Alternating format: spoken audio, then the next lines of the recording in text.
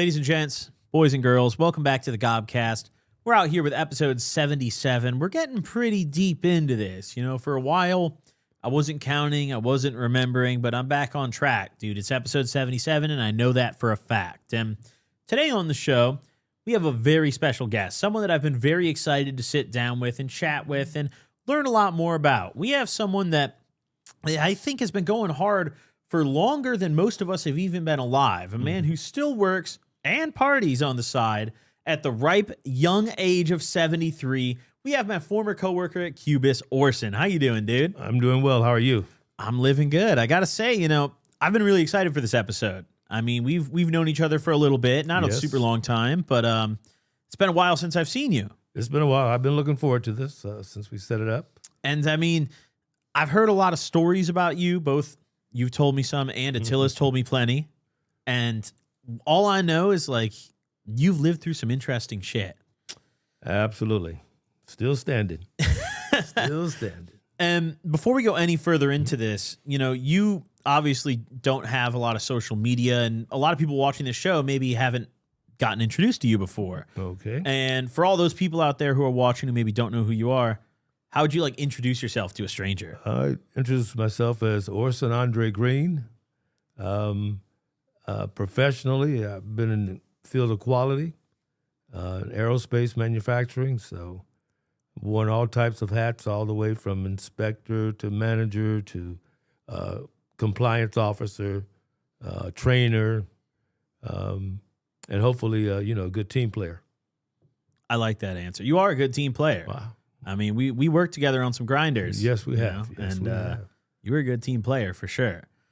Now, I mean, taking it back to before your career and everything, you've experienced a lot more than obviously just working. Yes. You know, I mean, you've been around for a lot of shit, and specifically, you were born in what year? You said 1952. 1952 in New Orleans, Louisiana, Charity Hospital.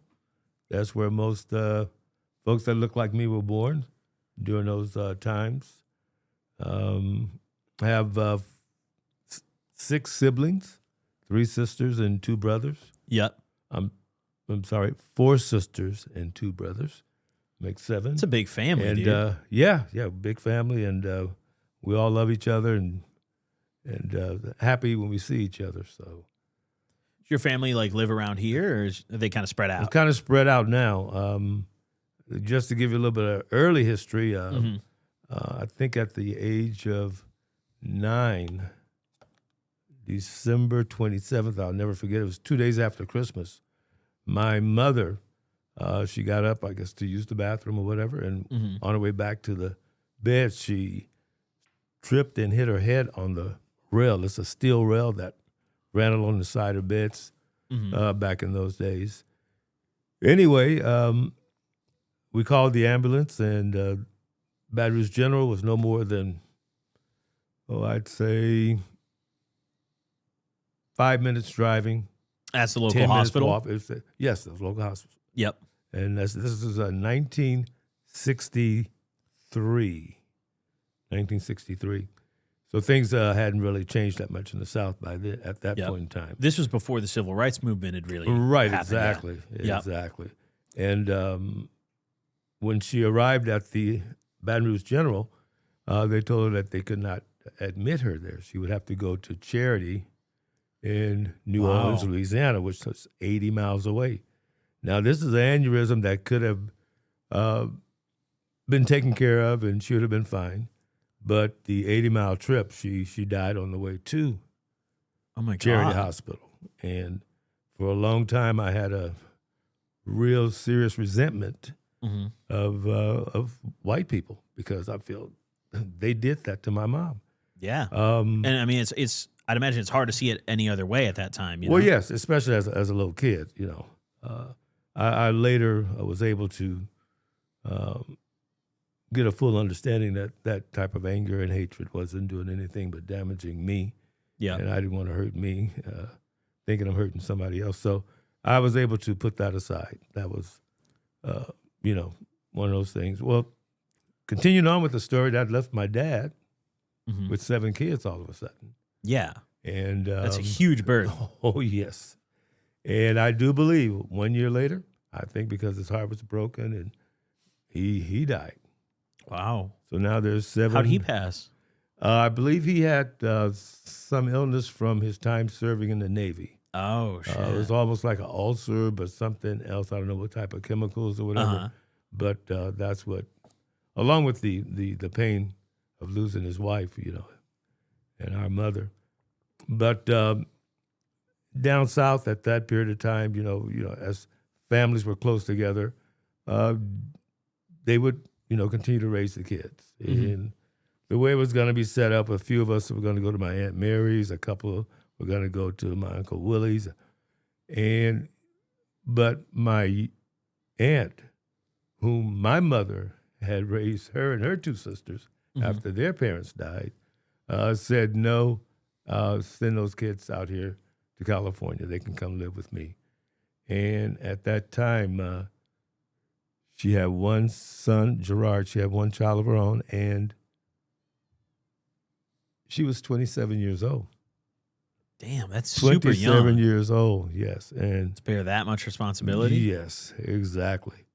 And but she felt as though we shouldn't be separated as a family, and we're so grateful even to today that she took on such a awesome responsibility, and needless to say, did a great job at it because we all went to college. I graduated from Cal Poly Pomona, political science degree, BA, and thought I wanted to go into law and that type of thing. But ended up getting married at 25, and it's time now to really go to work rather than think about law school. So, how long you dated her before you got married? Ooh, this is my high school sweetheart. We okay. We met in the 11th grade. So it was building up for a while. And we both, she attended Laverne University over in the city of Laverne. Uh-huh. And I went to Cal Poly, and we made sure we got through with our college, and then we got married the following year. So, and then it was about maybe 2 years later. No, it was about 4 years later we had our first son. Toussaint. But yeah, so it's been a roller coaster ride. Been through a lot of things, even during the time of college. I tried to find some articles on it the other day, and I didn't see anything. It said it didn't happen. But at Cal Poly, 1969, the president of the college at that time was Dr. Kramer. Mm-hmm. And my brother and a few of his friends, 2 other friends, Huron Robinson and Phil Warlick and Sam Sims, they figured out that somehow they got the information that the school had been turning down federal funds that would have helped minority and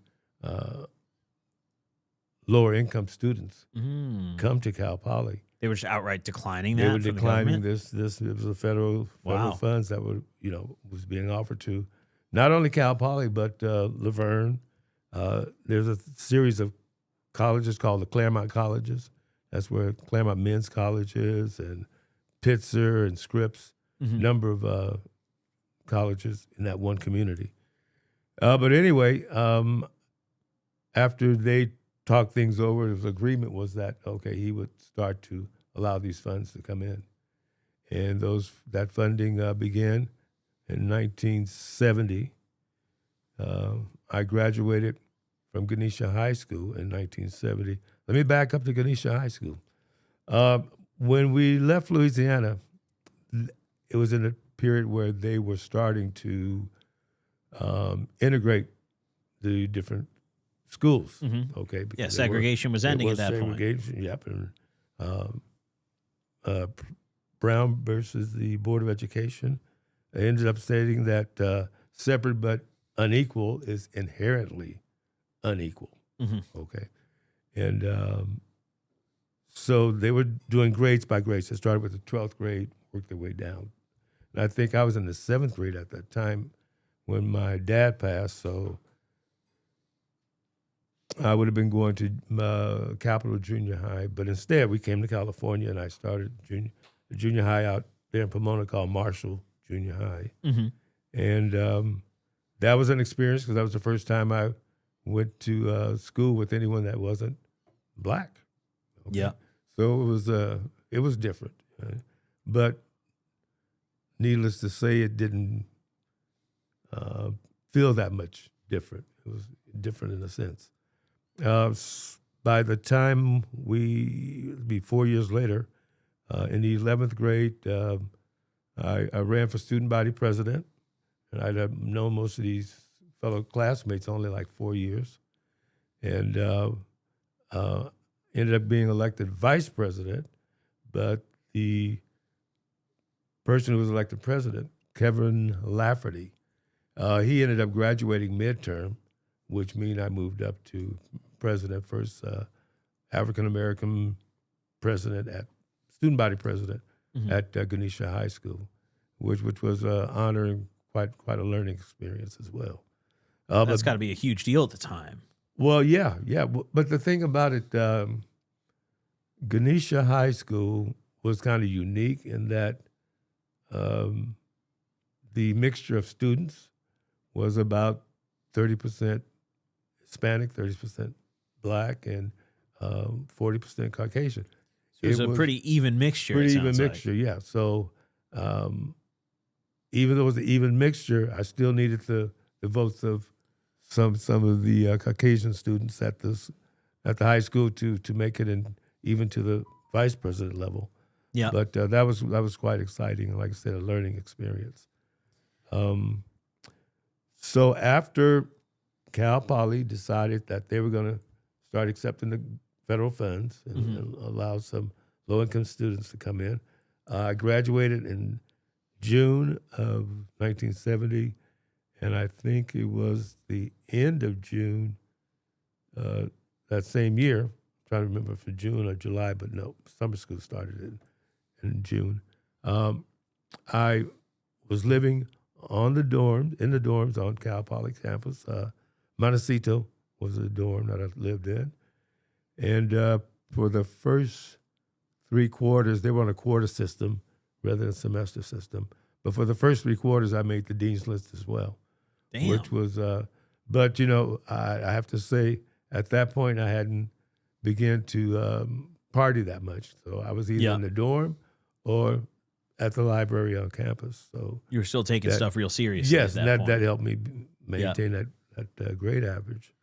I'm kind of curious. I kind of want to pick your brain a little bit more about like pre-segregation, like before the civil rights movement happened and you ended up integrating your school. What was your school like when you still had to go to like a all like colored school? Well, I really didn't. I'd have a reference point of anything different. That was the way That was just what you knew at the time. What I knew at the time.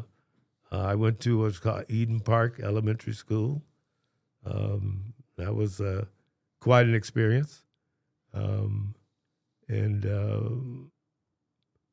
by the time I was looking forward to going to high school because that's the school that had the football team, the basketball teams, and even as a kid, I'd go to those games.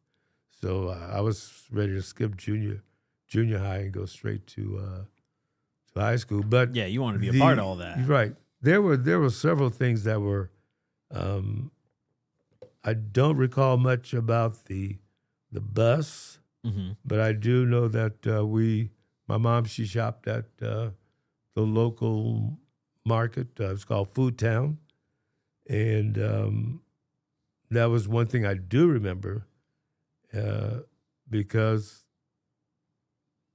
the water fountains in that store. There was one stainless steel, pristine, clean. You could hear the motor running on it. That means it's got, cold water coming out of it. And next to it, and there was a sign above each one, white only, colored only.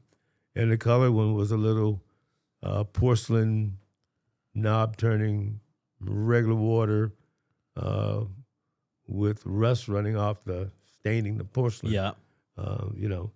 And so that was something that was has always stuck in my mind. I mean, that's an unbelievable thing to live through, and I can't imagine it's easy to forgive something like that. Like I would harbor a lot of resentment if I were in that situation. Yeah, but as I did learn that harboring that resentment would only harm me. Yeah. I had other things I need to be focused on rather than using my energy towards hatred. To this day, now, believe it or not, I raised my oldest son that, everyone was equal, da-da-da-da-da. Mm-hmm. And my oldest son is married to someone that's white. Yep. My 3 grandkids, 2 twins and my son's son, Gavin, they're mixed. But if I'd held on to that hatred, now how would I have felt about something that's my own flesh and blood now? Yeah, you might not have those family members. Right. So Yeah. I'm glad that I didn't hold on to that. But a lot of things you file away, but you keep it for a reference. Yeah. And you can genuinely, I believe I can tell when, someone's maybe not even tolerant Mm-hmm. with me being around. One of the funny things,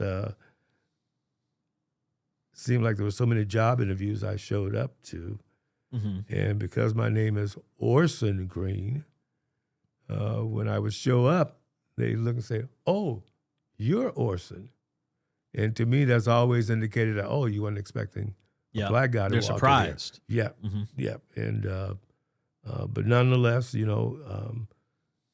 the ones that were working with, the fact that it was about the knowledge, the skills, and the ability to help move the company upward and forward, I got those jobs. And so like I said, you just learn how to kind of feel things. Yep. But a number of things I remember at the age of 9 in Baton Rouge at the city park one Saturday or Sunday afternoon, walking around with a picket sign Mm-hmm.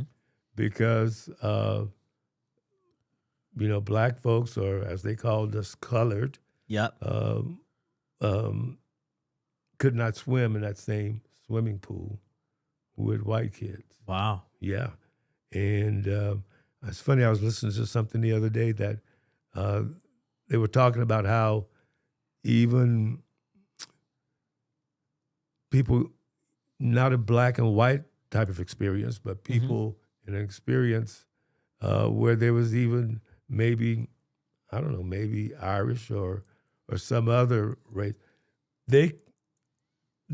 the true Caucasian would say that we can't, our waters can't mix with each other. Yeah. And that some of that stuff's just a matter of being ignorant. Guess what? Everyone went in the swimming pool. I think everybody pees in the water. Yeah. So why would you not want to swim with other people other than your own race? But you look at that situation. My mom and dad, they were property tax payers, and that was a city park. And by right, we were funding that. Why can't we swim? They paid for that. Right. Yeah. So, like I said, we marched around that pool that one day, maybe a couple hours or whatever. And later on, it might have not been that summer, but the next summer, we were allowed to swim in the pool. Nice. But guess what? None of the white kids would swim in the pool. Really? It took a few years before that went away. But in the very beginning, no.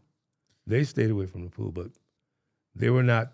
It's a difference in you deciding you don't want to swim there other than being told you can't swim there. And I mean, that's something I was going to ask you about too, because I mean, obviously, one day the government itself had ruled that, the way you were being treated wasn't going to happen any longer and segregation was going to go away, but people aren't going to immediately be receptive to that, right? And that's the thing. It's just taken, it's kind of a generational type of thing. Racism isn't a biological attribute to people to where it's a learned behavior. Mm-hmm. You sit at the dinner table and 100%. eat your dinner, and you hear what your mom and dad talk about, and that usually It's how most people are introduced to being racist. 100%. It's a learned behavior. You don't just don't. It's just not like breathing or seeing. Is it? So, what I would really like to see is that as well, it's happening now. As generations turn over, it's getting better and better. I think there's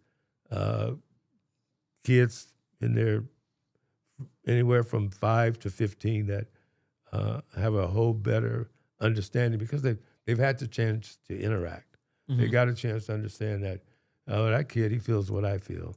That kid, he likes what I like. Yep. You know, it's just the fact when the segregation part of it, and you never get a chance to know someone, that only was making things worse because now you would believe any thing somebody would tell you. You know, black people have tails or whatever, all kinds of weird shit that people were actually believing because you can't know someone until you talk to them or get to know them. Yeah. You know, and that was the biggest problem. But all in all, I would say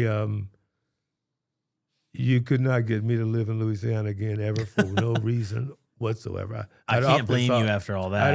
I'd often thought, though, you know, that I would retire down there because the cost of living is a whole lot less than being. Oh, you're in the most expensive part of the country, dude. In Camarillo, California. Yep. But you know, it's the thing that I guess too many bad memories for me to want to live there. First of all, in the beginning I was concerned with my son because he lives in Georgia, northern part of Georgia, and my youngest son lives in Noonan, which is on the outskirts of Atlanta. So, but I couldn't live in the South anymore. I'm done with it. Yeah. Yeah, I mean, I can't imagine after what you've been through, you'd ever want to go back to the South. No. You know? California's awfully nice. Yes. Much better. And when you moved to California when you were young, did you immediately notice that you were being treated differently? Yes. I'd say yes and no. I would say in certain situations, and then once again, depending on the person's age, I possibly would hear some racial overtones. But the kids I grew up in high school, no, we were all best of best. No stigmatism of racism between us. And as a matter of fact, we were the student body that I was on. We were quick to point it out if we saw it. Yep. And would ask for some type of a change or elimination of a certain type of a program or situation.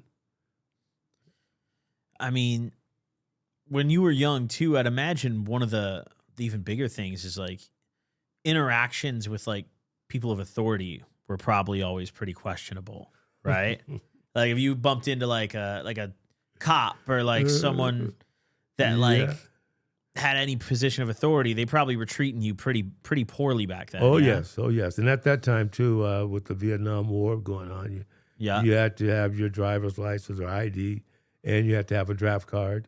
If you didn't have a draft card and being 18, you could possibly be arrested. And what was the draft card? The draft card meant that once you get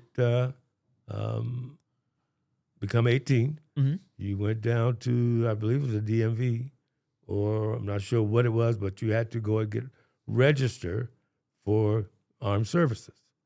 Okay, 18, because during Vietnam there wasn't enough volunteers. They had to start drafting people.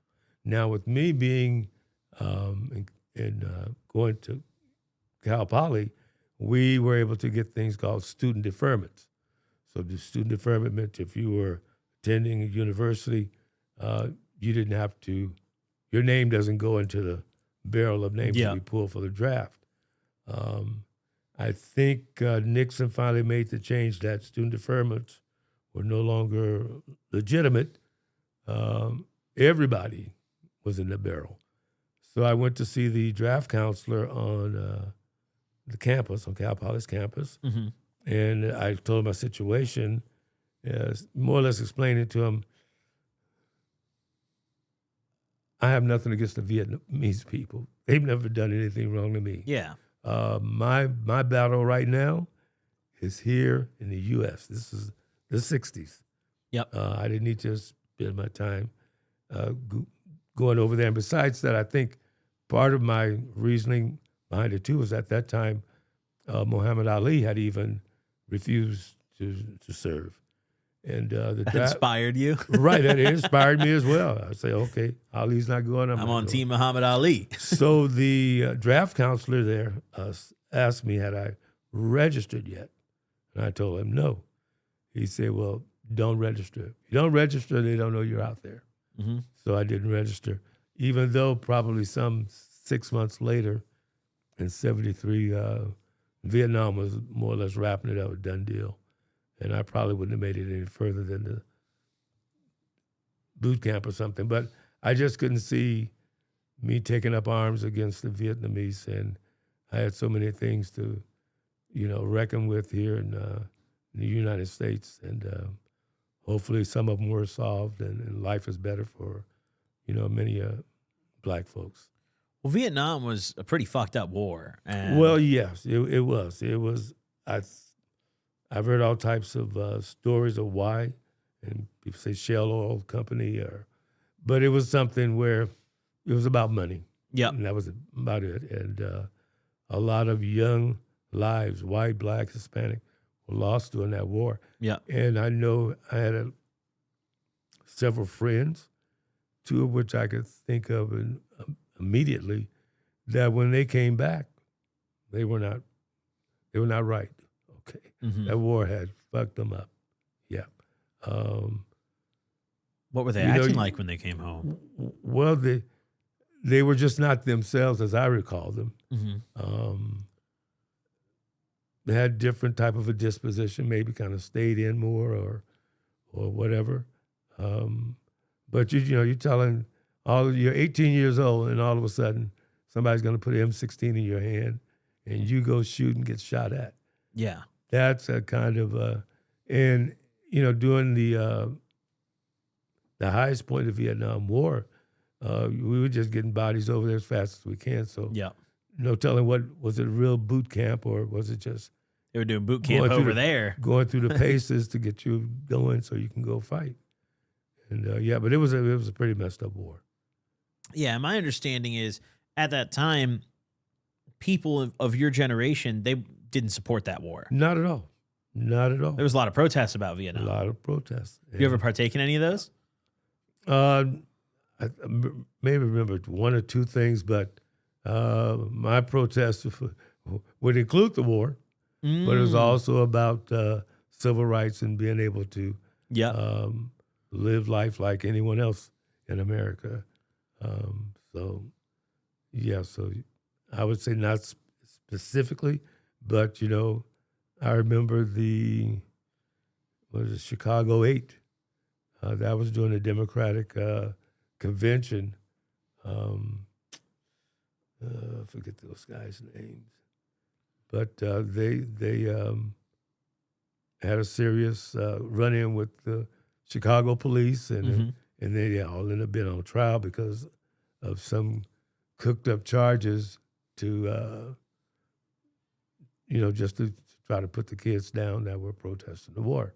Yeah, they didn't want that war protested, and at that time, you got to remember Nixon is the president, and I don't know if you've heard enough about it, but take a look when you see the name J. Edgar Hoover. Hoover was over the FBI, and he didn't play. He did all kinds of underhanded things. I've heard a lot of questionable things about this administration. Yeah. So,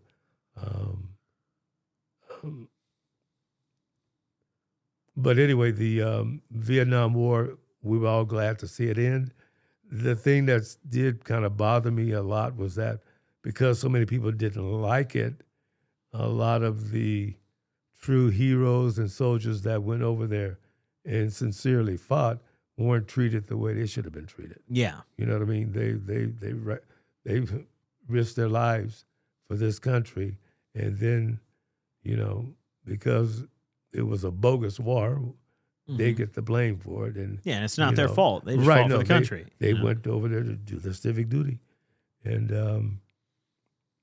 that's the only thing that bothers me about that war. Yeah. Yeah, I mean, it's just interesting to hear about all this because it's stuff that I learned about Mm-hmm. in school, but I haven't really had the chance until now to talk to someone that lived Okay. it. Yes, You know? I actually lived through that. Yes. And you also mentioned, Nixon and Hoover and that administration in general. Would you say that that's like the worst presidential administration you've lived through? Well, surprise. I don't know how things flip flop around or change, Mm-hmm. but in the late 50s, early 60s, all the way through the 50s, and I'm not sure when it actually changed over. Would be hard to figure out, but Mm-hmm. Democrats, governors in the South, were the Republican governors we have today. Okay? Okay. The governor of Texas, governor of Louisiana, Mississippi, Alabama, Florida, DeSantis. They're just straight up racist. Okay? Mhm. But in the 60s, now all these guys are Republicans today. In the 60s, those were Democrats. One that was most well known would be George Wallace. Mm-hmm. Okay, George Wallace was the one who stood at the steps in Alabama not to let the three students that had been accepted and was supposed to be that was going to be the first integration at the university. Yep. And this governor came and stood at the steps and was denying them entry. But thank goodness between John F. Kennedy and Robert Kennedy, they sent the National Guard to escort those kids into their classrooms. And I'm saying all that to say it's just funny how things flip-flop around because it was all Democrat governors that were the most racist in those days. And the thing that was even stranger, if I recall correctly, I'm pretty sure in the 1960 election that Nixon ran, and he lost to Kennedy. But I'm pretty sure my dad had some paraphernalia, Nixon campaign information around the house. Mm-hmm. I'm pretty sure. But as I stop and think about it, then yes, Republicans were more liberal and willing to give black folks equal opportunities Mm-hmm. as opposed to Democrats. And it's just totally the opposite today. It's crazy how times Yeah, change like yeah, that, and the yeah. needle just moves on what defines each side of politics. Really? I mean, another thing that I'm really curious about, you probably remember where you were when JFK got assassinated. Oh, yes, I do. Yes, What was I that day like? I was in elementary school. I probably was in the fifth grade then. Mm-hmm. And I remember school let out early that day because between Baton Rouge and Dallas, and time-wise, not even an hour difference. But both in the Central Standard Time Zone.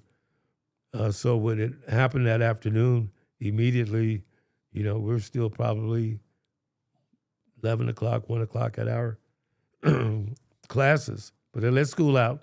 And I remember coming home and my mom was crying, and I was asking her, why are you crying? And she was explaining to me that they had just killed President Kennedy Mm-hmm. in Dallas. But yeah, that probably is one of the time frames that kind of sticks in my head. But I recall that. I mean, that's the only presidential assassination in anyone's generation that's alive currently. Right, exactly. That was a huge deal. Yes, it was. That was like probably your generation's 9/11.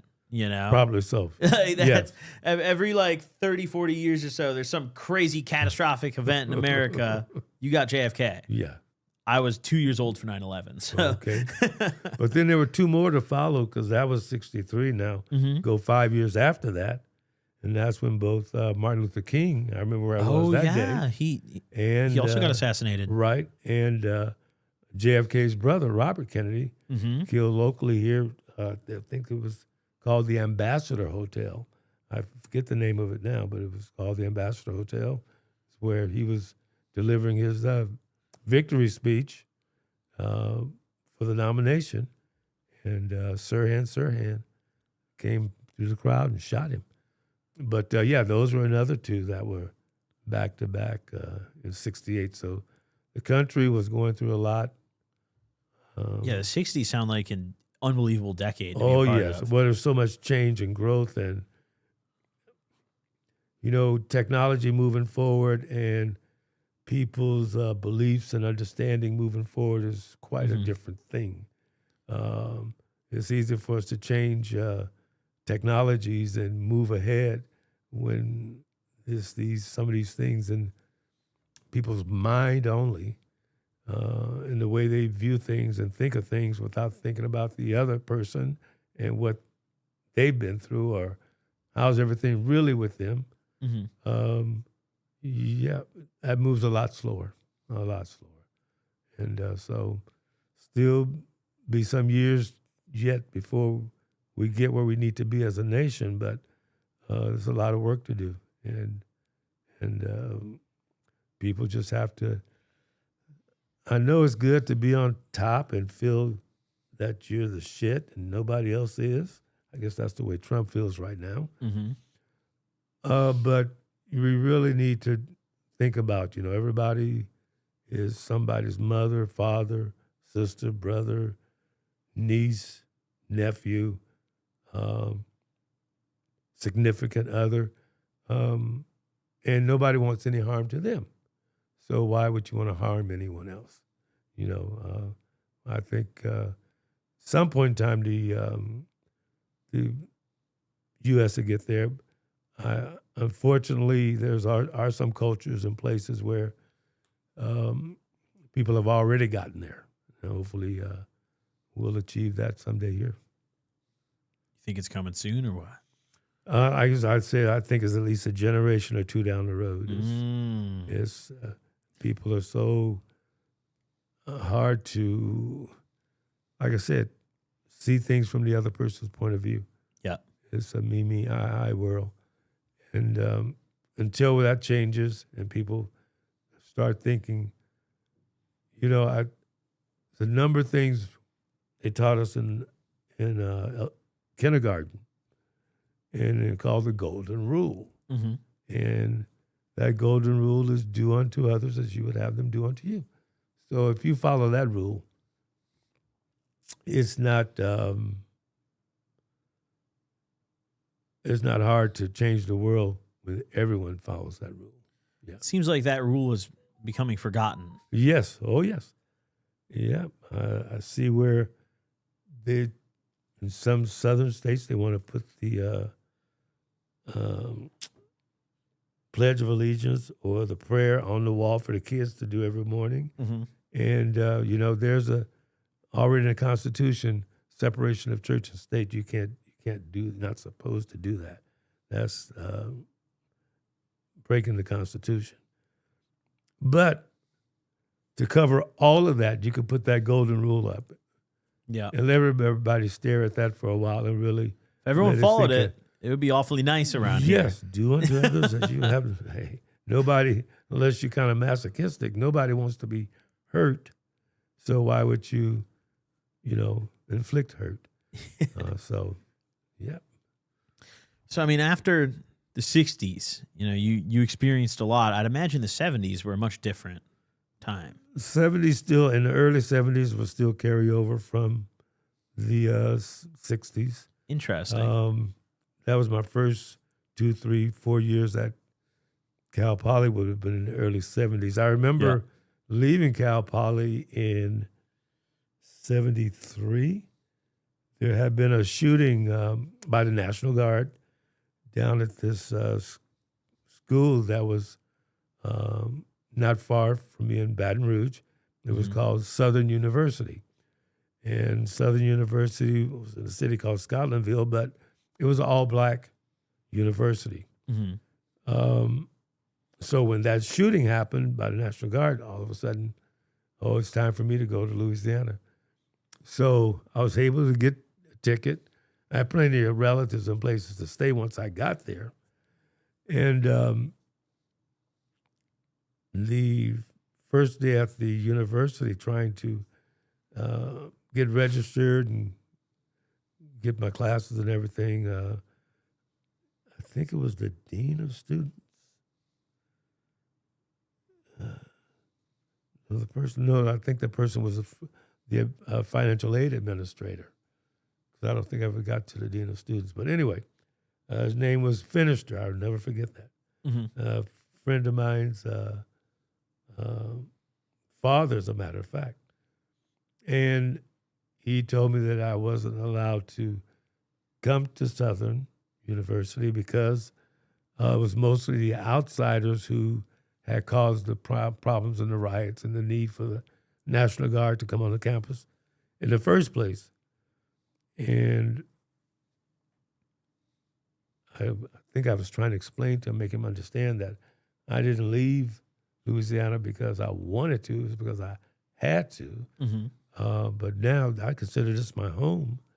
And no matter how long, we talked about it for over an hour, and no matter what I said, it wasn't changing. I was not going to be admitted. And so I was pretty upset about that. And I think after that I worked with my Uncle Peter, and because I had to get airline fare back to California now. Okay, because I'm thinking, well, I'll be out there. You got to make it back home now. No need for me. If I wasn't going to Southern, I had no other reason for being there. And so anyway, I worked with him, hardest work ever, doing cement finishing work. And a lot of the floors, upper floors that were being laid, there was this big instrument or tub that the crane would go down and pick up the cement. It would swing it over to the level you were on. And so wait, what is it picking up? It's picking up the cement. It had like these. Oh, okay. And I thought you said semen at first. Yeah, that's what I'm saying. Liquid, it's the liquid cement, just like you know what's turning around in those. Those trucks. No, I get it now. Yep. And but the thing about it was that there was this big burly guy, and he was the only one that could pull the arm down to open it up and let the cement come out. Then the cement finishers, which I was doing, we'd spread it out and trowel it and do other things to it. But that was the hardest work I had ever done. And I think after 3 weeks, I had enough money to fly back to California. So I made it back and enrolled back into Cal Poly, still going to school there, probably this would have been 76